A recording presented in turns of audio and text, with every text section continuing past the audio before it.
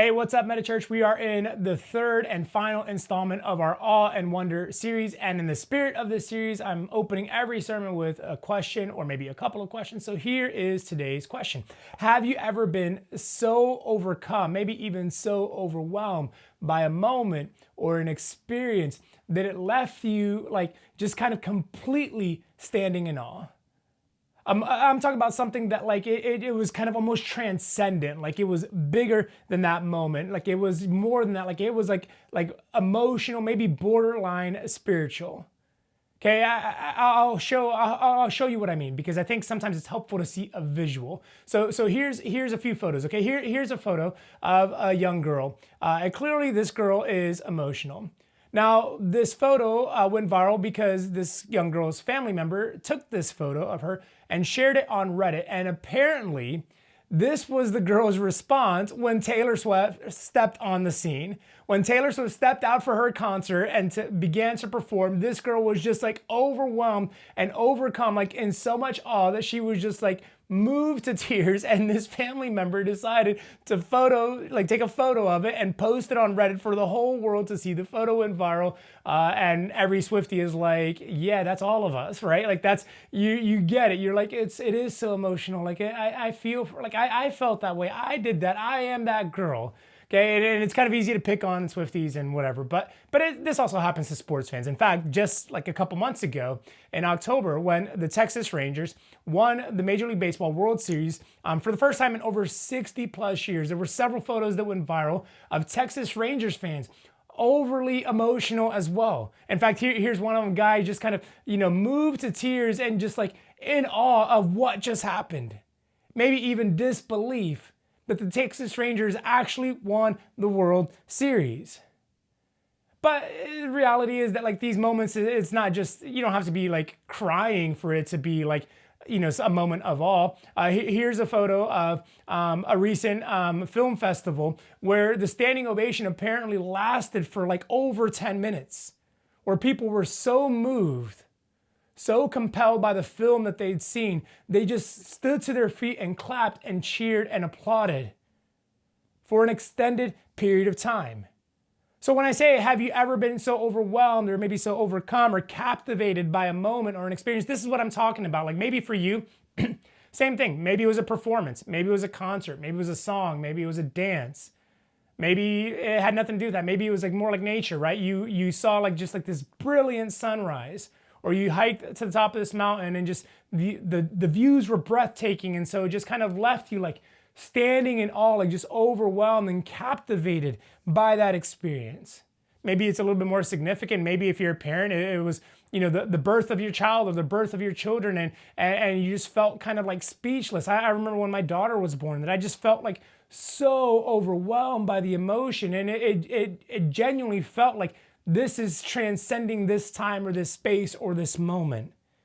And there are just certain moments like that, aren't there? There's just certain moments that seem like they're more significant or they're greater than, like they take our breath away. And it feels like words can't adequately describe what we're experiencing or what we're feeling in that moment. And we're just kind of compelled emotionally to respond in such a way that maybe the only way really to liken it to is like this moment or this space or this time of worship, where we're so moved and our hands go up like cheering or clapping, or we stand to our feet, or we're just stood in awe.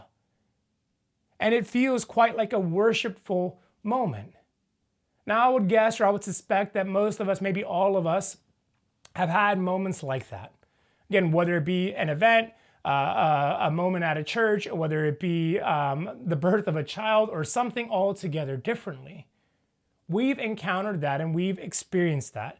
But have you ever stopped to ask yourself why? Like, why is it that a sunrise or a sunset can make you stop everything you're doing, pull out your phone, and start snapping photos?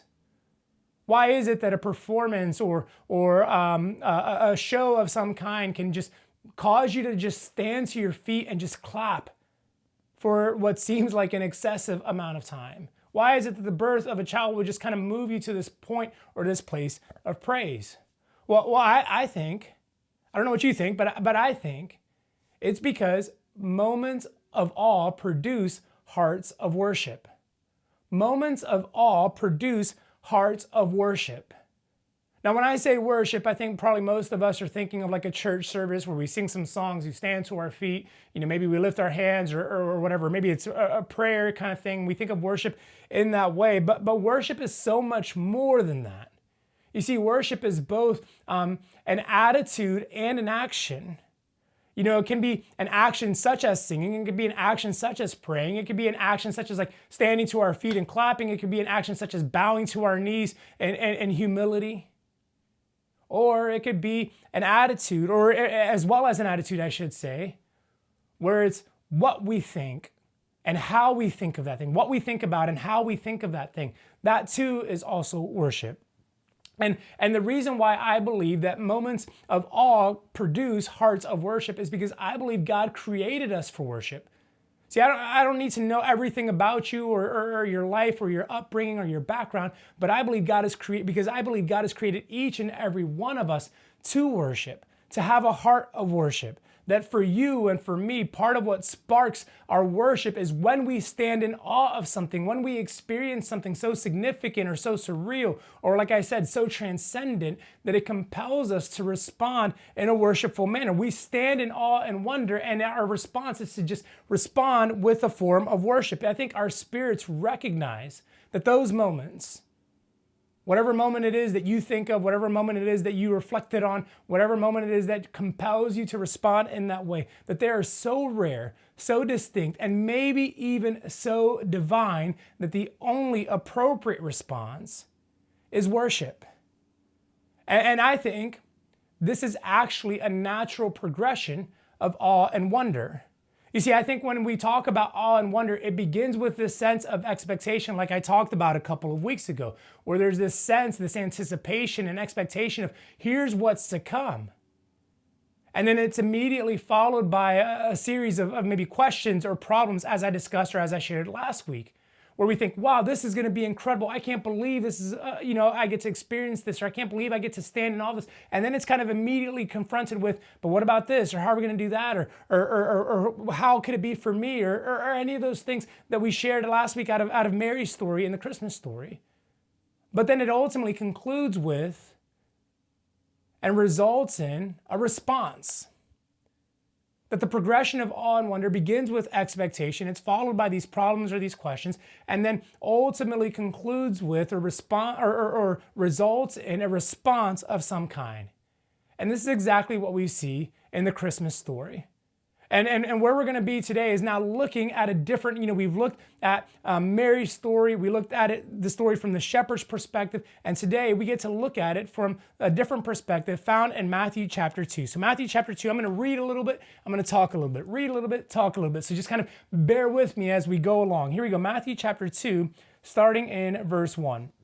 It says, Jesus was born in Bethlehem in Judea during the reign of King Herod. About that time, some wise men from eastern lands arrived in Jerusalem asking, "Where is the newborn king of the Jews? We saw his star as it rose, and we have come to worship him." Now, let me pause right there. You got to kind of understand a few things here. Number one, depending on your tradition, your upbringing, your culture, or your familiarity even with the Christmas story, these people that we see referred to here as wise men might carry kind of a different symbol. They might be called the wise men, or they've been called the three kings, or they've been called the magi. And so all of those terms I might use interchangeably throughout today, but that's who they are. The magi, the wise men, these kings, I probably won't use kings, but magi or wise men are probably the words that I'll use. So when I say those things, that's who I'm referring to. Okay? But what you need to understand is that these guys, these people, were not from Jerusalem. They came from a faraway land, and they were guided to Jerusalem looking for what they said, or who they proclaimed to be, the newborn king of the Jews. Verse 3 says this, King Herod was deeply disturbed when he heard this, as was everyone in Jerusalem. He called a meeting of the leading priests and teachers of religious law, and he asked, "Where is the Messiah supposed to be born?" And they responded, "In Bethlehem in Judea, for this is what the prophet wrote. And you, O Bethlehem, in the land of Judah, are not least among the ruling cities of Judah. For a ruler will come from you who will be the shepherd for my people, Israel." Now pause here again. So you got to kind of imagine the scenario. the city of Jerusalem. It's vibrant, it's busy, a lot of things going on. And all of a sudden, some foreigners appear, apparently having been guided in the night by a star. They arrive to this Jerusalem and they're running around town asking people, where is this newborn king of the Jews? And so rumors and kind of murmurs start to make their way around Jerusalem. Hey, have you heard about these guys? Hey, have you heard about these people who came from a faraway land, like looking for the king of the Jews? And they're asking, and these rumors kind of start to circulate and spread. But there was a problem. And the problem was that the Jews already had a king. And that king was a guy by the name of Herod. And Herod was not a newborn. He was a grown man. He was an adult male. And so Herod hears about this. These rumors make their way back to this king. And he's like, wait. What do you mean someone's looking for king of the Jews? I am the king of the Jews. And so he goes to the teachers and the religious, apparently finds some context that maybe there was something about that. And he goes to these religious leaders and he says, tell me, where is this newborn king of the Jews supposed to be born? And they say, well, it's been prophesied that he'd be born in Bethlehem. And so we pick back up in verse 7, and here's how the story continues. It says, then Herod called for a private meeting with the wise men, and he learned from them the time when the star first appeared. Verse 8, then he told them, go to Bethlehem and search carefully for the child, and when you find him, come back and tell me so that I can go and worship him too. Now, let's just kind of pause here for a moment, okay? It doesn't take a rocket scientist to figure out that a king looking for another potentially king or potential king, someone who's maybe a newborn at that, is not really interested in going to worship. It doesn't matter. Listen. In life, isn't it interesting how much power you have, no matter how much power you have, no matter your title, no matter your role, that we can feel a level of insecurity and threat by something or someone so seemingly small and insignificant. But Herod in this moment tries to play it cool, right? Oh yeah, hey, here's where this newborn baby, he calls together a meeting with these guys, says, well, tell me about what you're doing here. Tell me about what's going on. And so they explain, he says, well, this baby or this child is supposed to be born in Bethlehem. So go find him. Let me know about it because I want to worship him too.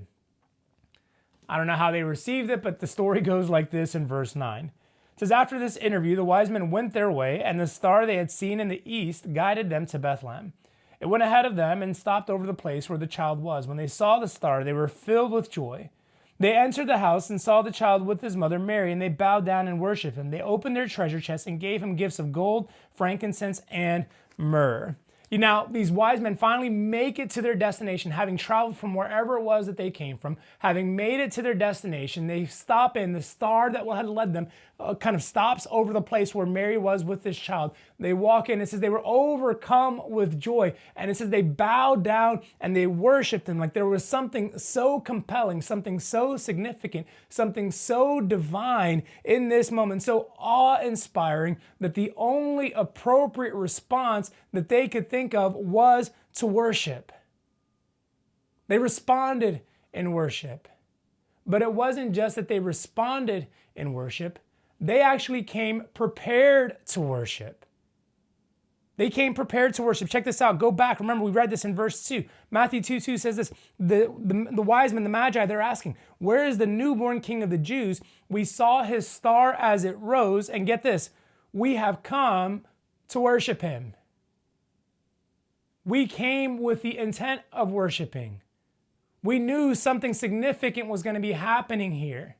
We knew we were going to fall in awe and wonder of what is taking place. And so we came prepared. We came ready to worship. And there's something so significant about this word worship. You see, the word we read as worship comes from the Greek word proskuneo. And proskuneo actually gives off this meaning, or it's kind of this literal, in its literal sense, means to kiss the ground. But it gives this idea or this sense that a person has this willingness to do whatever it takes, everything it takes, to make all physical gestures of obeisance to someone who's superior. In other words, like that girl at the Taylor Swift concert, you're willing to cry. Like that fan at the Rangers game, you're willing to just kind of sit there with your head in your face, overcome by the emotion. Like that time in church where you bow to your knees to pray and to worship, or where you raise your hands, that like worship gives off this sense that, listen, I will do anything. I will make every physical gesture to display or show that you are worthy. And that's exactly what the wise men did. That's exactly what the magi did. It says this right back in verse 11. They entered the house, saw the child with his mother Mary, and they bowed down and worshiped him. See, when they finally saw this newborn king, when they finally laid eyes on this one who they'd heard about, or this one they'd been instructed to go and locate, they responded in worship. And Meta Church, listen, the same should be true for us. In the same way, when we see God move, when we see God act, when we find and we lay our eyes on Jesus and what he has done or who he is and what he's doing, like it demands a response from us. It should compel us to respond. Listen, when you see God moving in your life, when you see God working in your life, when you see God providing a breakthrough, when God provides that job, or when God restores that relationship, or when God makes way where there seems to be no way, when God heals that person or delivers that person, like when you experience that, when you see that, when you witness it, when you encounter that, you should respond in worship. And Meta Church, when we see God at work, when we see Jesus and the Holy Spirit moving at Meta Church, it should compel us and call us to worship, to respond in worship. And in those moments when we see God saving people, and when we see God redeeming situations, when we see God pioneering a new path forward for us, the only appropriate response is worship. And as I said earlier, worship is both attitude and action. Worship is both attitude and action. And I think if we are going to stand in awe and wonder about what God is going to do in our lives as we move into a new year, or what he's going to do in our church as we band together and move forward, then really when we see him do that, or when we see him kind of begin to work, then the only thing we ought to do is think about, man, this just moves me to worship. This just compels me to worship. And if we're compelled to worship, or if we're called to worship, then it begs the question, what does worship require of me? What does worship require of me? And I simply want to propose two things. One attitude, one action. To answer this question of what does worship require of you? And the first one is simply this. It requires faith. It requires faith. Now you got to think about this for a moment. These wise men, these magi, they were guided by a star, and they had no idea where they were going, or they really had no idea who they were looking for. They just knew that a Messiah, or a king of the Jews, as they referred to him, would be born. And remember, right? Remember when they got to Jerusalem, it says they were asking around, like, where is the newborn king of the Jews? Like, where is he? Like, they didn't even know where to go. They were in the wrong town. I mean, imagine how crazy, like just kind of, you got to think about this, right? Like, because again, we live like so, sometimes our lives feel so far removed from the stories and the places of scripture, but you have to kind of throw yourself into it. Imagine you're traveling for this Christmas break. You're going to visit family, or you're going to visit friends, or you're just going to take your own vacation, or whatever it might be. And imagine that you're not going to use Apple Maps or Google Maps, or you're not going to use like some flight path that Delta or American Airlines or whoever has provided for you. Imagine that you're just going to kind of navigate by the stars. And you're like, well, I'm just going to follow that star, and I think it'll help me get to where I'm going to get to. It would be crazy. Like if you were to explain that, or if someone were to say that to you, you would think like this person is like nuts. Like there's just no way. And so the amount of faith it took to travel from wherever they traveled from to get to this and say, no, we're going to believe in this. But the Magi had faith that in time they would find this newborn king of the Jews, that they would see this Messiah, that they would lay eyes upon the one who God had promised to come. And it was this belief that kind of propelled them forward, that kept them moving forward in faith. And they knew that eventually they would stand in awe of what God had done. And I think this is an incredible metaphor for what we're experiencing or where we are as a church. You know, we just wrapped up a series prior to this one about living with legendary faith. And now we're kind of transitioning out of one calendar year into a new year. We're at a different stage as a church, and we're thinking ahead of what's to come. And we're in the middle as well. We're in the middle of this foundation Christmas offering, inviting people to give and to step up in their level of generosity. And while we don't have like some star in the sky directing us or guiding us, we do have a direction that we're headed and a place we're moving toward. And with the belief and the sense that, and the conviction even, that greater things are in store for our church.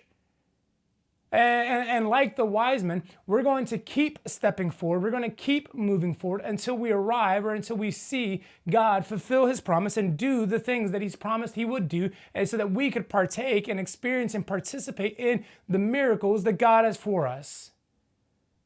And I believe as a church, while we've stood in awe this year and while we've celebrated the things that God has done, I believe that we're going to stand in awe once more. And that awe is only going to further fuel our dreams and our faith and our belief for what's ahead. And it's going to become kind of this cycle where we have belief for what's to come. We see it fulfilled. We experience it. It fuels for greater belief. And then we see that fulfilled and it fuels even greater. And it just kind of keeps playing into each other, where we stand in awe perpetually and continuously because of who God is and what he's doing in us, through us, and for us. And so this faith is necessary, but worship does not just require faith. As I said, it is both attitude and action, and so it also requires sacrifice. Sacrifice. Now, we're not told how long it took these wise men to get to the village or to get to the city of Jerusalem. But we know these men journeyed for approximately 2 years or so, because it says when Herod found out how long they'd been traveling since the first star appeared to them, it had been about 2 years. And so that means that over the course of those 2 years, they sacrificed time. It means they sacrificed jobs. Certainly if they had families, they sacrificed time away from families. They sacrificed comfort. And ultimately, they sacrificed their own convenience in order to be positioned or arrive at a place where they could see the miracle before their eyes. And they didn't just sacrifice these things, they sacrificed something greater, maybe even something more valuable. It says this in Matthew chapter 2, verse 11. It says, they entered the house and saw the child with his mother Mary, and they bowed down and worshiped him. But notice this. Then they opened their treasure chest and gave him gifts of gold, frankincense, and myrrh. Now, these were costly gifts. These were meaningful gifts. They had actual practical value to these gifts. But above all, these were sacrificial gifts. In fact, so much so that it says they opened their treasure chest.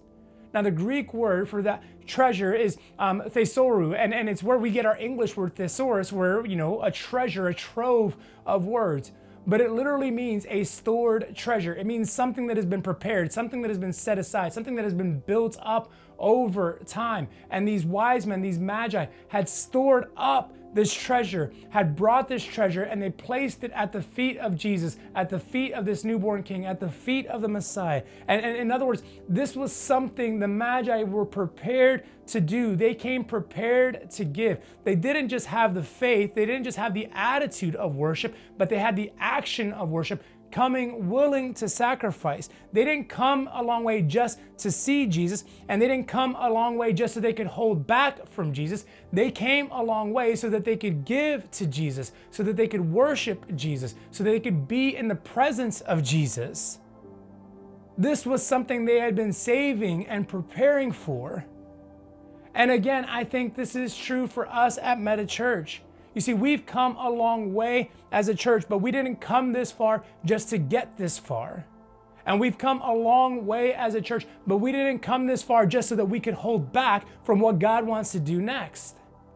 You see, this moment, this season, this foundation Christmas offering even, this is our time to worship. This is our time to sacrifice. This is our time to be built up in faith. This is our time to move forward. And we're closing out what's been an incredible year for our church, a year that should leave us and cause us to stand in awe and in wonder. You know, it was a year ago at this time where we were talking about and we were speaking life into this promise of reclamation. We felt that the last year's Christmas offering, we called the Reclaim Christmas offering, because we sensed and we felt that God was saying, I'm going to reclaim all that's been lost. I'm going to reclaim what's been taken from Meta Church.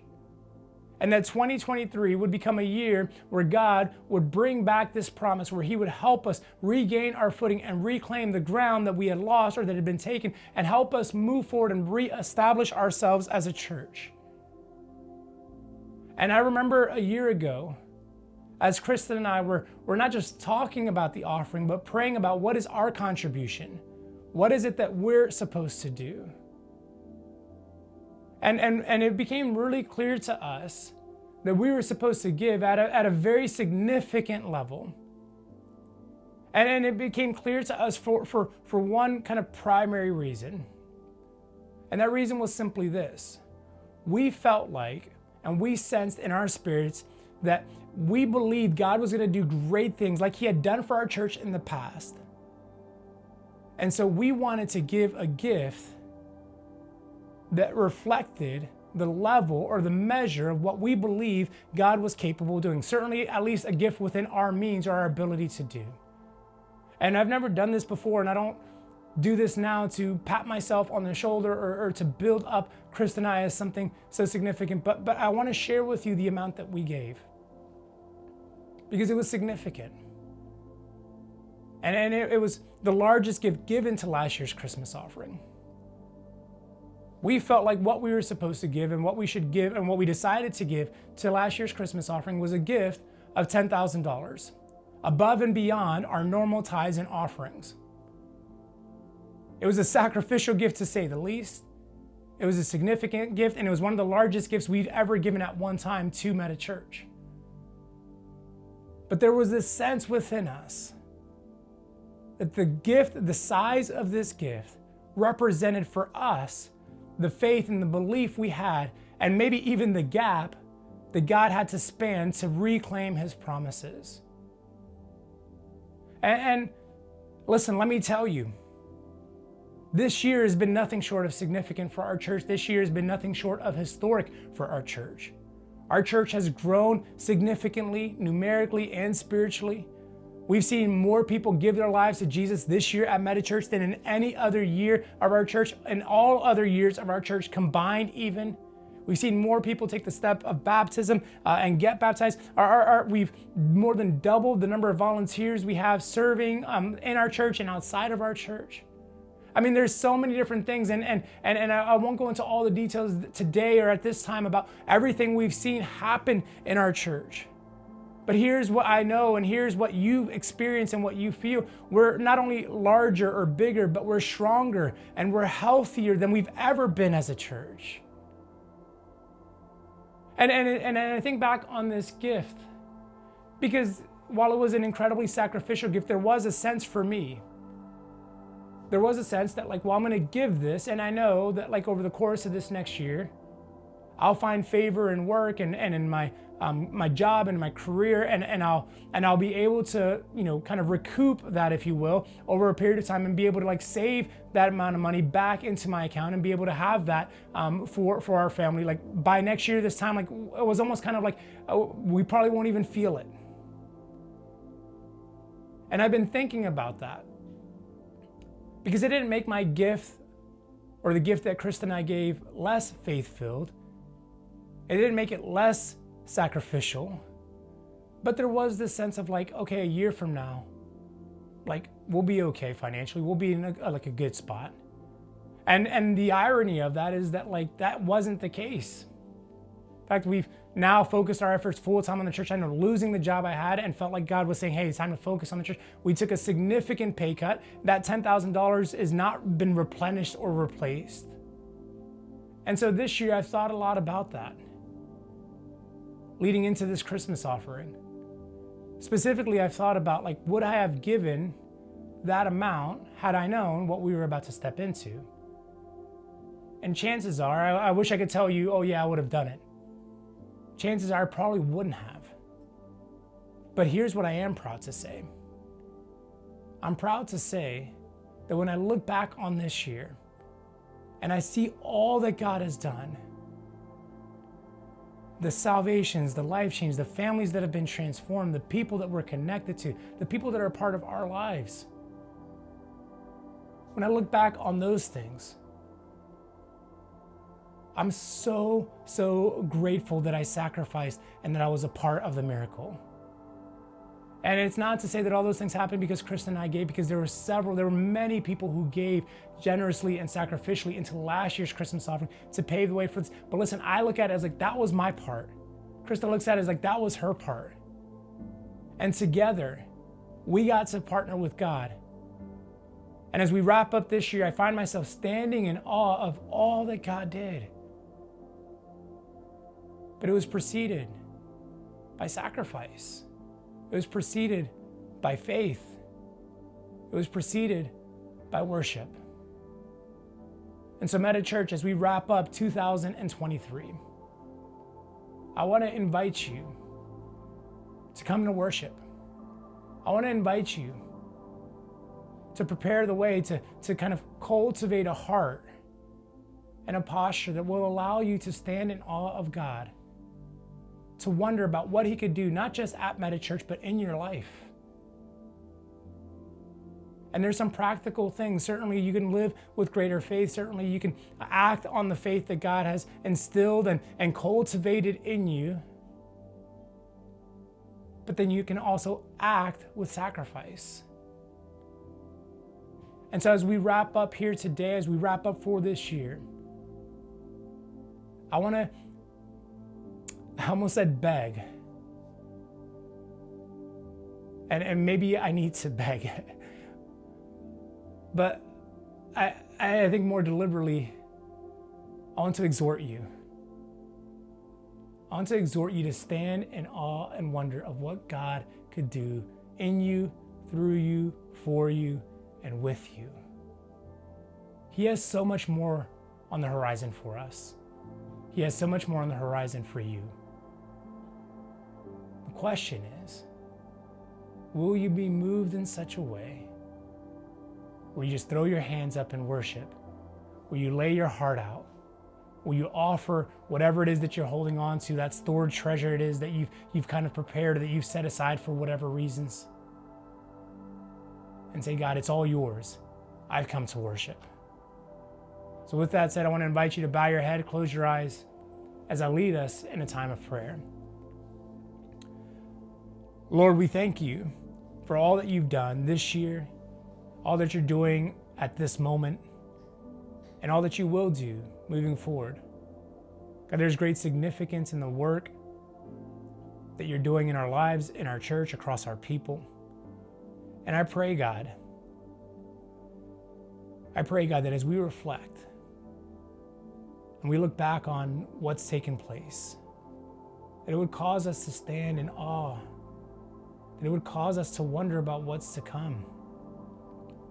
Lord, and that as we stand in awe and as we wonder about what's to come, that we would respond in worship, both in attitude and in action, in faith and in sacrifice. May we respond to who you are and what you're doing. We pray these things in Jesus' name. Amen.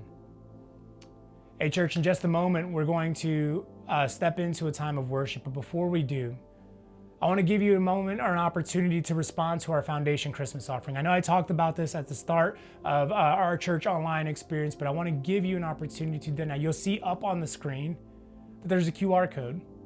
And if you scan this QR code, it'll take you to our website where you'll be able to find out information about the foundation offering. You'll be able to click and you'll be able to give.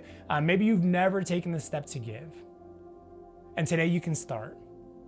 We're inviting our entire church to be a part of this. If you're not giving, to begin giving consistently every month throughout 2024. If you are giving already, we want to ask you to consider increasing your giving to a level of generosity to help us build a solid and sustainable foundation as a church. And if you're already faithfully giving, which so many of our online church community are or is, I don't know what would be the right word there, then I want to invite you to consider and to pray about giving a one-time gift toward the foundation offering.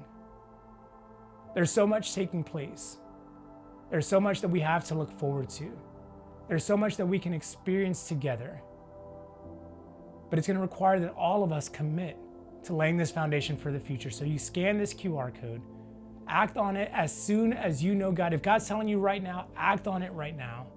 But as soon as you know this is what God wants me to do, the best thing you can do is to act in faith, make the sacrifice, and worship God for who He is and what He's about to do in our church. So with that said, I want to transition to a time of worship. I'll invite you to stand to your